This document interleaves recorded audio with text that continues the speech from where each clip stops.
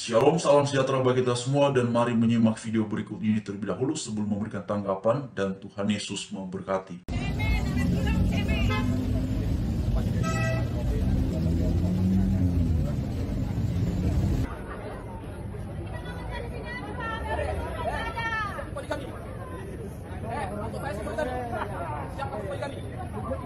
Siap. Yang keempat. Istri yang keempat siap. Poligami siap. Untuk saya. Mantap. Ada itu untuk saya tuh. Poligami dia. Ya, inilah kira-kira video yang terjadi pada waktu itu ketika melarang ibadah yang ada di Binjai. Dan ketika melarang ibadah ini saya pikirkah bagaimana dia ini punya moral yang baik, yang tinggi gitu ya. Karena orang ibadah dilarang loh. Ya kalau larang mungkin perbuatan-perbuatan yang hina, yang apa kan. Ini larang orang ibadah, tapi ternyata cara ngelarangnya aneh nih Bapak ini. Dia datang dan kemudian dia mengatakan, siap-siap dipoligami, siap jadi istri keempat, hubungin saya. Otak mesum. Kenapa orang kayak gini, otak mesum gini kok bisa dipelihara gitu di negara ini. Yang katanya negara bagian timur ini ya beradab, punya budaya yang tinggi, punya budaya lebih baik dari negara barat. Omong kosong. Otaknya mesum. Bagaimana bisa kamu tawari jemaat Kristen di depan gereja, kamu tawari untuk jadi istrimu keempat dan kamu poligami? Malu sama anak-anakmu, Pak. Malu. Moralmu itu loh harus jaga gitu. Makanya kenapa saya bilang lebih baik kita ke gereja, ibadah, pelayanan ketimbang ngurusin orang-orang model kayak gini. Tapi saya apresiasi setinggi-tingginya, hormat setinggi-tingginya untuk polisi. Bagaimana polisi menjaga ketertiban gereja ini. Polisi melindungi bahkan sampai mereka yang mencoba menghalang-halangi orang ibadah, mereka tidak bisa masuk ke dalam gereja. Karena memang dijaga ketat sama mereka. Dan ini sesuatu yang harus dicontoh di kota-kota yang lain. Yang mana kota-kota yang lain masih ada pelarangan ibadah dan juga yang jelas mereka bisa menjaga ketertiban. Harusnya begitu. Sama seperti yang ada di tempat yang tadi. Begitu ya. Tapi yang saya sangat sayangkan. Kalau larang orang ibadah. Ya mau jaga sikapnya. Gitu. Kita kan manusia ini serupa dan segambar dengan Allah ya. Tuhan menciptakan kita itu segambar dan serupa. Itu artinya ada 3 hal penting. Ini yang Bapak harus perhatikan. 3 hal penting. Pertama itu punya intelektual. Manusia punya intelektual yang mana manusia itu bisa berpikir, manusia bisa melakukan sesuatu berkreasi dan juga pakai otaknya dengan baik. Nah contohnya bangun rumah, kalau burung buat rumah sangkar gitu-gitu aja ya kan. Dari zaman Adam dan Hawa sampai sekarang ya bentuknya bulat gitu kan. Bentuknya gitu-gitu aja nggak berkembang. Tapi manusia bisa pakai akalnya untuk melakukan sesuatu yang baik. Contohnya buat rumah, arsiteknya udah maju dan lain-lain. Nah, ini orang sibuk ngurusin orang ibadah. Kenapa nggak sibuk ngurusin desain rumah gitu dipakai gitu, jangan simpen di kulkas, bener nggak? Nah, jadi perbedaan kita manusia dengan ciptaan yang lain. Ciptaan yang lain punya intelektual, tetapi ya hanya insting yang sudah ditanamkan nggak berkembang. Tetapi manusia ini berkembang. Itulah yang membedakan. Yang kedua, manusia itu punya spiritualitas yang mana punya koneksi dengan penciptanya. Demikian saudara-saudari cuplikan videonya sebagaimana sudah kita dengarkan bersama satu penjelasan dari Mas Luis Prasetyo yang merespon ataupun menanggapi terkait dengan pelarangan aktivitas peribadatan umat Kristen yang terjadi di salah satu daerah di Indonesia.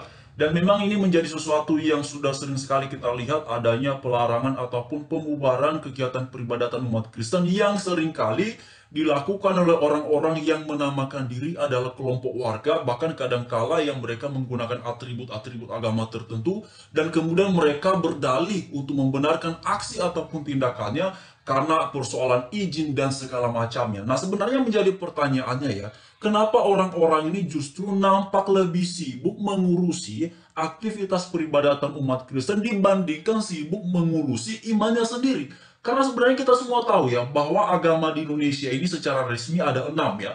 Dan lebih indah kalau kita ini, orang yang beragama, orang yang menganut agama, saya sebagai seorang Kristen, lebih fokus mendalami, memahami, dan menghayati apa yang saya yakini sebagai seorang Kristen berdasarkan kitab suci saya, yaitu Alkitab. Itu jauh lebih bermanfaat. Nah, ini orang-orang, entah kenapa mereka nampaknya tidak bahagia kalau melihat orang Kristen lancar aktivitas peribadatannya, lancar ketika beribadah tanpa ada yang mengganggu. Mereka ini bahkan rela panas-panasan di bawah teriknya matahari, dengan sambil berteriak, dengan sambil bersuara bahwa tidak boleh ada ibadah, dibubarkan dan segala macamnya karena belum ada izin dan segala macamnya. Bahkan dalam cuplikan video yang sudah kita dengarkan tadi, nampak ya siapa itu ya, orang itu bersuara ya, berkata bahwa oh siap dipoligami dan segala macamnya. Padahal teman-teman, ini sebenarnya ungkapan seperti itu nampak berkesan ya, nampak terkesan merendahkan ya. Oleh karena dalam keyakinan beriman Kristen, poligami itu tidak dibenarkan ya.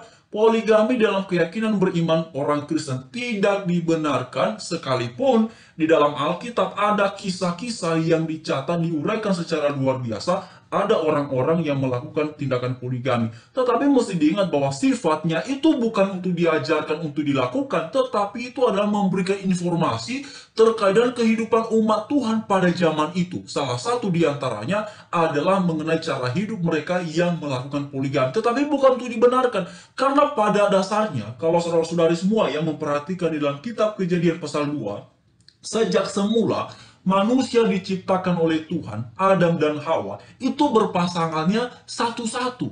Satu suami, satu istri, ya. Satu pria untuk seorang perempuan, ya. Satu perempuan untuk seorang pria. Jadi tidak dilebihkan, ada Adam dan ada Hawa. Oleh karena itulah dalam keyakinan beriman orang Kristen, poligami tidak dibenarkan, tidak dianjurkan, dan juga tidak dihimbau oleh Alkitab. Itu tercatat dalam Bible, di dalam Alkitab, untuk memberikan informasi kepada umat Tuhan di zaman kini, mengetahui tentang pola hidup, cara hidup dari umat Tuhan yang sebelum-sebelumnya. Jadi itu hanya sebatas informasi saja.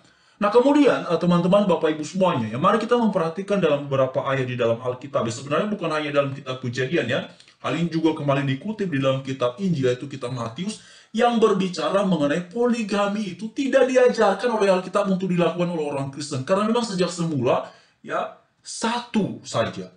Hawa menikah dengan Adam, Adam menikah dengan Hawa. Kejadian 2 ayat yang ke-24 juga, sebab itu seorang laki-laki dan akan meninggalkan ayahnya dan ibunya, dan bersatu dengan istrinya, sehingga keduanya menjadi satu daging. Jadi, saudara-saudara semua, dalam ayat ini, ya ini salah satu ayat ya mengenai pernikahan Kristen berdasarkan Alkitab ya, Kejadian pasal 2 ayat yang ke-24. Bahwa sejak semula firman Tuhan itu jelas ya, bahwa seorang laki-laki ini, saudara-saudara ya, seorang laki-laki akan meninggalkan ayahnya dan ibunya. Ini artinya kan karena laki-laki akan membangun bahtera rumah tangga yang baru ya, meninggalkan ayah dan ibunya. Ini bukan berarti mengabaikan tanggung jawab sebagai seorang anak, tetapi membangun bahtera rumah tangga yang baru, saudara ya. Bukan berarti lalu ketika menikah, berarti kalau dalam Alkitab melihat ayat ini berarti seorang anak tidak bertanggung jawab lagi dong terhadap orang tuanya. Oh tidak seperti itu ya, tetap bertanggung jawab, tetapi ini dalam pengertian membangun bahtera rumah tangga yang baru ya, meninggalkan ayah dan ibunya dan bersatu dengan istrinya ya. Tidak dikatakan dengan istri-istrinya, tunggal saudara ya, dengan istrinya sehingga keduanya menjadi satu. Nah ini juga mengkonfirmasi sehingga keduanya, berarti laki-laki dan perempuan, bukan sehingga ketiganya, sehingga keempatnya, sehingga kelimanya. Tidak ada ungkapan yang seperti itu. Jadi di dalam keyakinan beriman orang Kristen, dari ayat ini saja sudah sangat jelas bahwa sejak semula pernikahan itu ya adalah monogami. Laki-laki untuk satu perempuan, perempuan untuk satu laki-laki ya.